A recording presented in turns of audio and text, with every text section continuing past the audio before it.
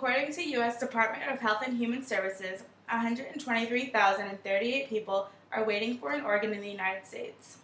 Why organ, eye, and tissue donation? Because one organ donor can save up to 8 lives. According to organdonor.gov, organ transplantation has become an accepted medical treatment for end-stage organ failure. Each day, an average of 79 people receive organ transplants. However, an average of 21 people die each day waiting for transplants that can't take place because of the shortage of donated organs.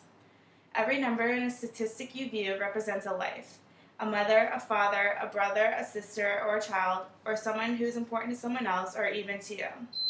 Thousands die every year waiting for a donor organ that never comes. By becoming a donor, you have the power to change that. There are a lot of common myths about organ donations that can be cleared up, and don't let this misinformation keep you from saving lives. According to Mayo Clinic, some of the myths are, if I agree to donate my organs, the hospital staff won't work as hard to save a life. This is false. A doctor's job is to save your life and focus on your life, no one else's. Another myth is that organ donation is against my religion. Organ donation is consistent among many religions, and if you are unsure, ask someone. Another myth is that I'm under the age of 18, I'm too young to make this decision. This is true in a legal sense, but if you express to your parents that you wish to become an organ donor, they can authorize this decision. Another myth is that I'm too old to donate. Nobody would want my organs. There is no defined cutoff age for organ donation, and it's all usually based off medical condition. Another myth is that I'm not on the best of health. Nobody would want my organs or tissues. If you do have certain medical conditions, they may disqualify you from that. Just be sure and ask the doctor. There is a defined selection process. The first step is to get on the National Transplant Waiting List. According to Transplant Living, only slightly more than 50% of the people on the waiting list will receive an organ within 5 years. A computer program then matches donor organs with recipients based on certain characteristics: blood type, tissue type, height, and weight.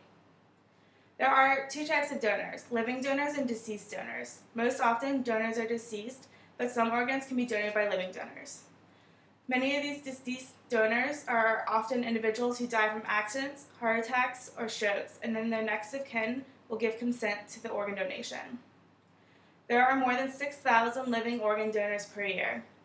1 in 4 of these donors isn't biologically related to the recipient. This is an alternative to waiting on the National Transplant Waiting List for an organ from a deceased donor. There are some alternatives and solutions to this issue. First is by becoming an organ donor. You may sign up as an organ and tissue donor in your state's organ donor registry. There are other ways to register: selecting yes to organ donation on your driver's license, or sign a donor card if available. An alternative is to talk to others at every opportunity. If you are unfit to become a donor, encourage others to become one. The average waiting time may be decreased for a recipient if more individuals consent to become an organ donor. Sometimes organ recipients want to thank the family of their donor, or sometimes donor families want to check on the health and well-being of the person who received an organ from their loved one. The probability of this lifts the process of donation and transplantation and makes it the true sharing of life, gratitude, and love.